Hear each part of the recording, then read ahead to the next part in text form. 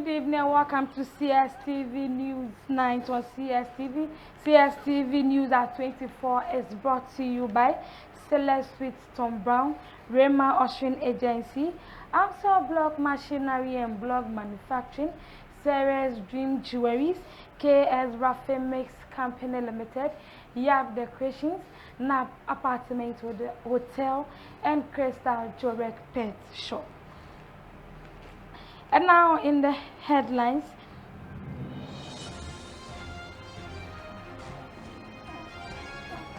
police has arrested suspects linked to a violent robbery at mining site at Joaboso. Government places temporary ban on the use of firearms during celebratory events. In business news, Bank of Ghana governor stressed the need of safeguarding and modernization of the currency. On international fronts also, Nigerian parents waiting anxiously for the release of kidnapped girls. These and many more stories be coming your way in tonight's news bulletin on CSTV. My name is Dr. Mensa. Stay tuned.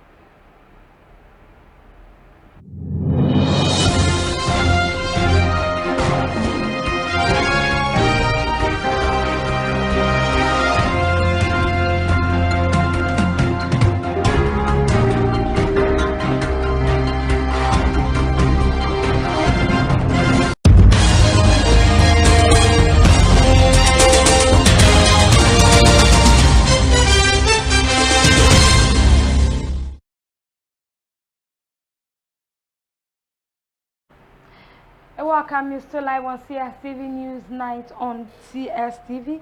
Now to our first story for tonight. The Western North Regional Police Command has arrested a man believed to be behind the violent robbery attack at a mining site near Seshi in the Joaboso district. The Ghana Police Service in a Facebook post said the suspect, whose name was given as Victor Bynum, also known as Abeku, was picked up on Monday as he has long been on the police wanted list over multiple robbery incidents across the region. And moving on to other stories, the Member of Parliament for New Joabin South, Michael Ochri-Bafi, has criticized the government's rollout of the 24-hour economy initiative, describing the policy as poorly conceived and dead at birth. Speaking in an interview, he argued that the National Democratic Congress failed to conduct proper planning before announcing the policy, making effective implementation impossible. University of Ghana Park Subo policy no ayare. As of now, I'm telling you what I've seen. I'm telling you the draft na me no. Because I was a tribal industry. It can only anchor say I'm not going to industry so. Yes. And industry so a big jano support the industry 21D1F from or pede and also the policy friend of feed the industry policy. Feed the industry policy you have scan to us your it is then the 24-hour economy. The 24-hour economy make of fee make kind of pay you pay for it is dead at birth. Because see my I want also jump baby but me who here kise bi amusa bibi I me. A political scientist at the University of Ghana, Dr. Asante, says Ghana must be ready to face potential international consequences if it proceeds with the anti-LGBTQI+. He wants that decision taken within a chaotic and bullying global system often comes with pressure from powerful actors. Politics. Within the global politics, we look at there are bullies and is also chaotic environment, and that if you take resources from people to support your country's affairs, they can push all manner of things down your throat, and this is one of this. If you want to shy away from this, then you must do yourself good by generate resources that can help you to run your own affairs. Otherwise, anything that comes to mind, which is of their interest but not your interest, can be pushed to you. So it is unfortunate that some of these things we come face to face with it. I am not against any law that is passed, because laws are nothing but the will of the expression of the people, what we want it to be as a way to regulate human conduct, because every human being have certain negatives that you need a law to regulate. So if you are coming with a law, I don't have a problem. But within the global space, if you are also an entity within the global space, you must weigh a lot of things before you take that decision. So for me, it is a very difficult situation for the country. Whatever decision the country wants to take, I don't have a problem, but they must be prepared for, the pluses and the minuses. And on the same story, Dr. Santi also added that the country's safest path is to strengthen its domestic revenue capacity to reduce external influence. Remember, countries are on paper sovereign, all right? So you are capable of, manning your own affairs. The state capacity, discussion takes us to the realm that, look, we have what we call extractive capacity, ability of the state to generate resources within its own country and use it to run its own affairs. If God has blessed you with all the resources, if you look at this country, we have almost everywhere is littered with gold or diamond, or in recent time, lithium. And yet we have a cap around in hand, globe-trotting, looking for resources. I think those who give us the resources, they are so good. I mean, if they were very difficult people, we would die of hunger. But I don't see. I always said that, look, if I were God, I would not even listen to the prayer from Ghana. Because, look, God has blessed us with everything. Why are we poor? Why are we poor? You want God literally to come down and then turn red resources into something meaningful. Come on, Ghana. So I believe, look, we can do everything if we apply ourselves together. We are disciplined and all that. Look at financial indiscipline. Member of Parliament for Okankwe Central, Patrick Yabuama, has rejected claims that he is positioning himself to become the next minority leader in Parliament. In an interview, he stated that he has a long, outstanding and close relationship with the current minority leader, Alexander Afenyo-Markins, making the rumors about him eyeing the leadership role surprising. Obi, Parliament na ewo no. Nkofo bi ni me bi mu nchen. Sure. Yeah, na do our person ni obi clash no mo ka na yesa so bo am say na only leader no. Make a show studio ha. There's nobody in Ghana's parliament only honorable Afenyo-Markins say me. There's nobody. Obetra Obusan, Usiana Obusan. Not one, not two. And you are still very close. Very close. So position be yeah, make sense of I feel session see.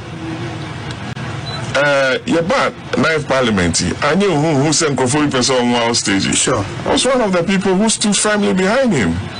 Because I felt say, obey a majority leader, no, yeah, need a fit. And I'm with the opposition. We are building young people in a party to aspire. Into why must we change leadership? And I mean, guys, I'm a leader because I'm not interested. Yeah, I'm not interested. But I don't just say, caucus no, because we are building a caucus and a minority and a party to win the next general election. And we must be very strategic. One never be brave. Inti, never so you're discussing it internally, you know. And he said, Obi, it's me the kwam to go say, oh, you call meeting, you know. Say na Obi kaye. Menena anya say na bo amakaye. Menena anya. Eno de enya democracy enya good for internal cohesion. Inti, afutu amedema yanko for ne say, a committee, na nipa 15, you could share adria. Say, oh, OBC we say no, a collective responsibility of the caucus. And moving on to other stories also, Member of Parliament, a temporary ban has been imposed by the Ministry of Interior on the use of firearms during celebratory events in the country. Addressing the nation on the initiative to declare a gun amnesty, the Minister of Interior, Mohammed Mubarak Mutaka, stated that the ban is intended to help streamline the use of illegal firearms, which are often discharged during certain events. He furthered that the 6-week amnesty period event must not serve as a platform for individuals to display or parade such arms illegally. He then warned against violating the directive, adding that enforcement of the ban will be carried out vigorously. It offers every law-abiding Ghanaian who holds an unregistered or illicit firearm the opportunity to surrender it without fear of interrogation or arrests or even prosecution. From the 1st of December 2025 to the 15th of January 2026, any person who voluntarily hands over such weapons at designated collection point will be commended, not condemned. You will be recognized as a patriot, contributing to the peace and safety of our nation. Ban on the use of firearms in traditional celebration. And this is something that is so important to us. We've engaged all our regional ministers and we've tasked our regional ministers to get all our regional House of Chiefs and our opinion leaders and chiefs to know, whilst this amnesty lasts, it doesn't really matter whether what you have is licensed or not. We just want to silence the gun in this 6 weeks. So during funeral, during festivals, all the celebration, we just don't want to see any gun there. And we are putting in very vigorous measures. And we don't want to have any confrontation with any traditional authority. Business and other stories will be coming your way after the commercial break. Please stay with us.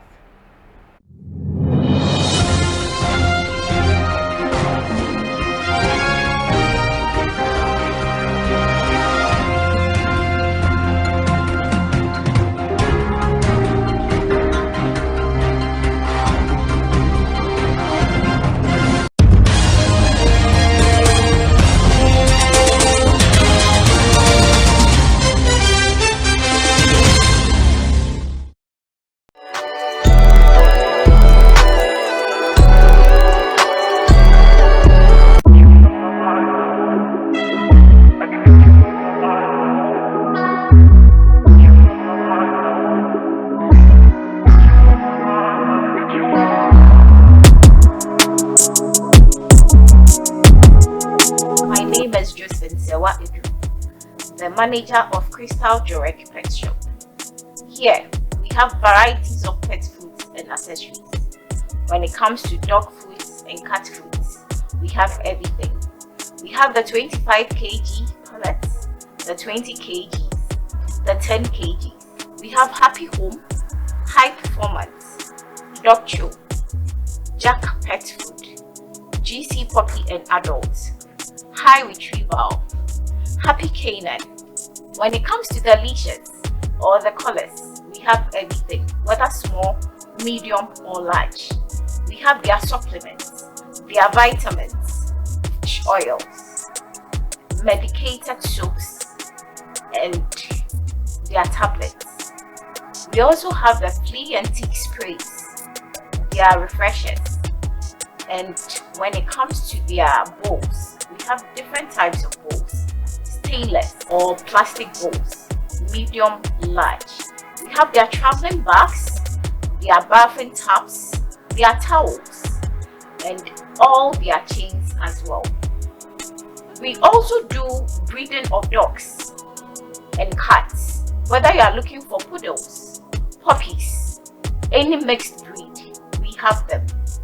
Foreign cats too are available. When it comes to their treats, we have the big bones, we have their biscuits, we have their snacks, we have our locations. One is located at East Legon American House, adjacent KB Clay, near Intifo Avenue Street. We also have a branch at Blue Lagoon, Sacramento, opposite the Ghana Poultry Farmers Association, General Anchor Street. You can contact us on 0243 03 2066 or 020 473 8175. At Crystal Jewelry, we will always want your pet to smile.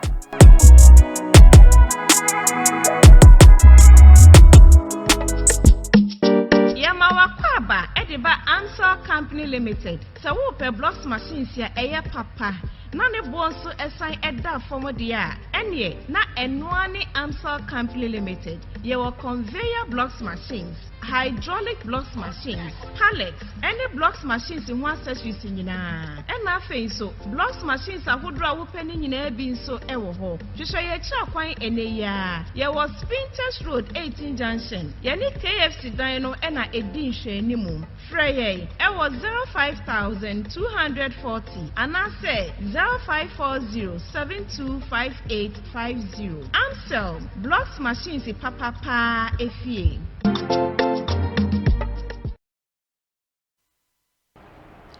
Welcome back from the commercial break. It's still live on CSTV News on CSTV.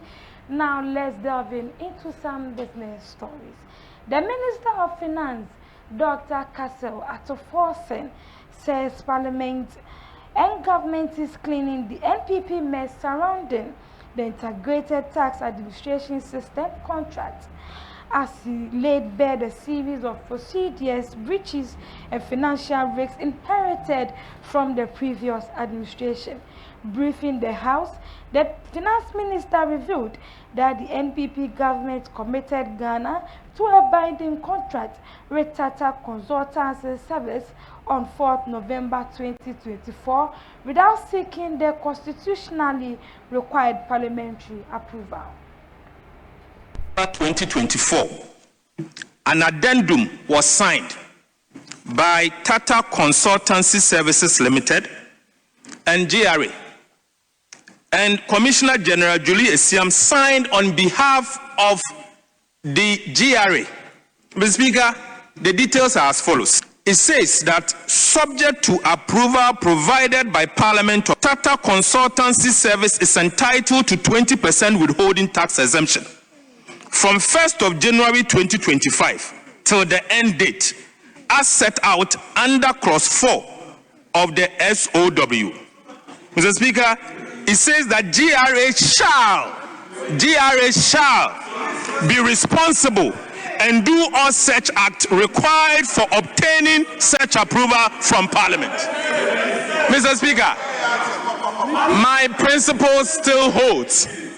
My position on tax is unwavering. Mr. Speaker, everyone knows my views about tax exemptions. But Mr. Speaker, this is agreement that was signed by the Ghana Revenue Authority, by the previous administration, imposing an obligation on the people of Ghana. So, Mr. Speaker, the key point here is that the GRA is entitled to ensure that 20% withholding tax is given to Tata Consultancy Service. So, Mr. Speaker, I have not signed this contract. In fact, the new Commissioner General, Mr. Anthony Sapon, never signed this contract. So, Speaker, the only reason why I am bringing this to Parliament is that, Mr. Speaker, Tata Consultancy Service, first, is a foreign company. And before this contract should have been signed, Mr. Speaker, they should have come to Parliament under Article 1815. Mr. Speaker, they did not come to you under Article 1815 of the Constitution. Mr. Speaker, I'm here to make sure that the right thing is done. I am cleaning your mess. That's what I'm doing. Mr. Speaker, apart from that, Mr. Speaker, this tax obligation, the Ministry of Finance cannot sit at the office and approve it.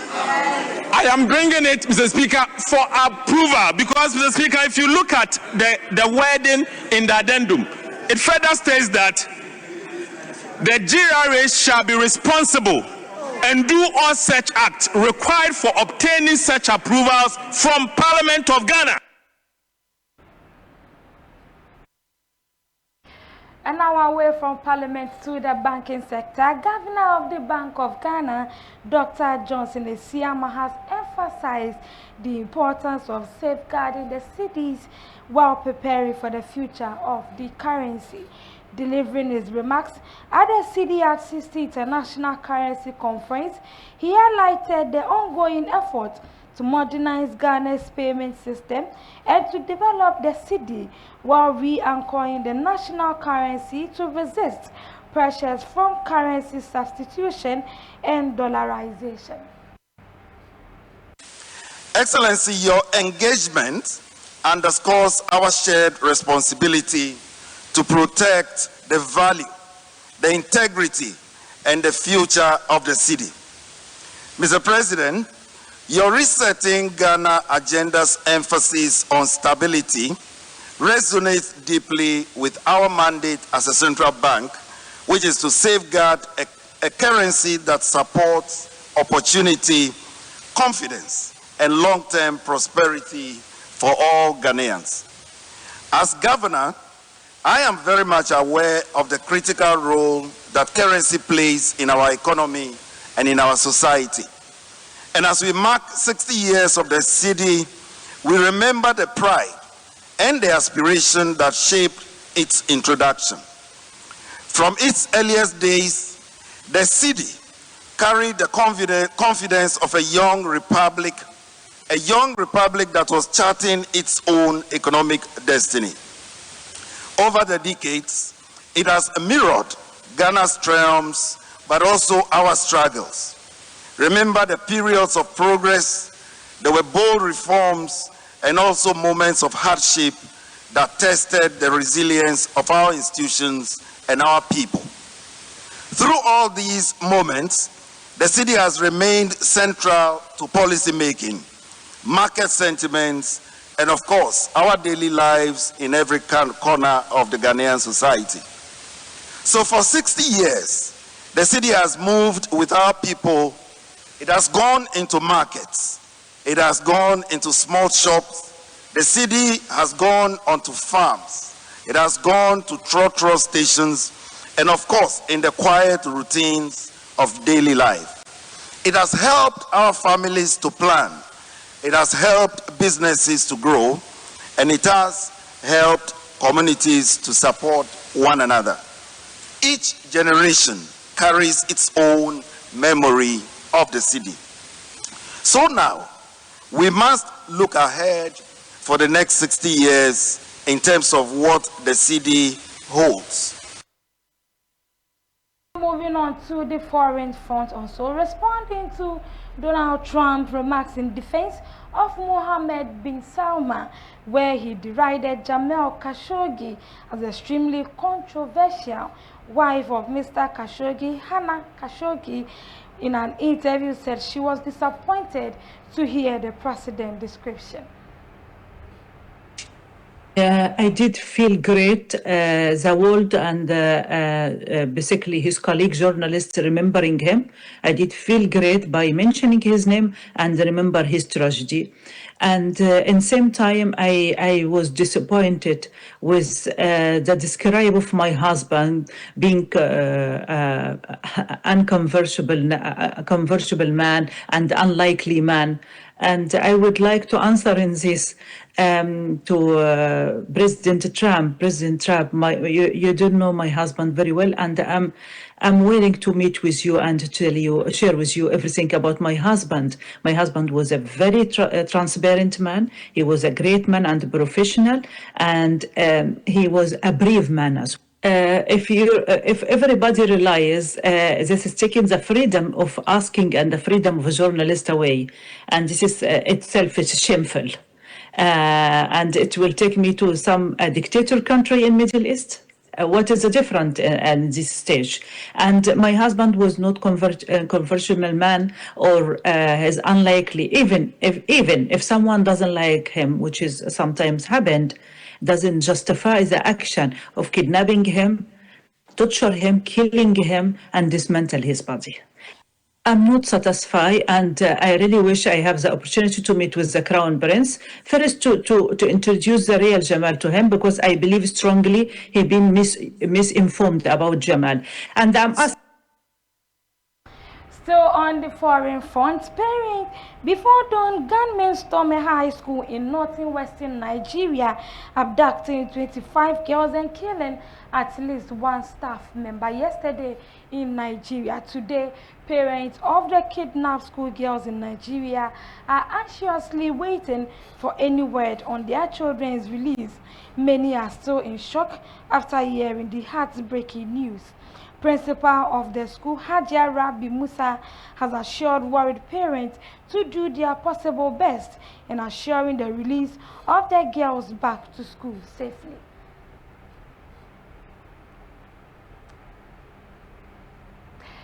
Sports update will be coming your way. Stay tuned.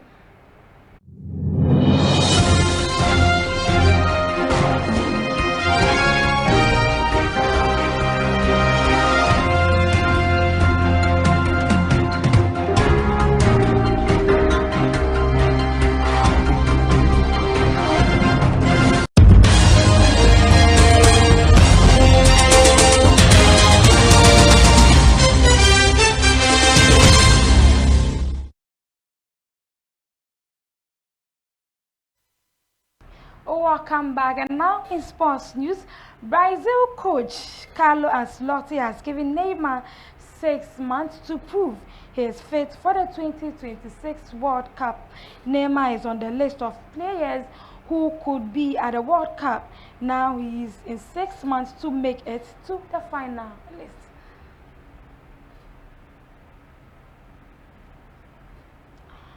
Scotland secured their place at the 2026 World Cup with an extraordinary 4-2 victory over 10-man Denmark at Hampden Park.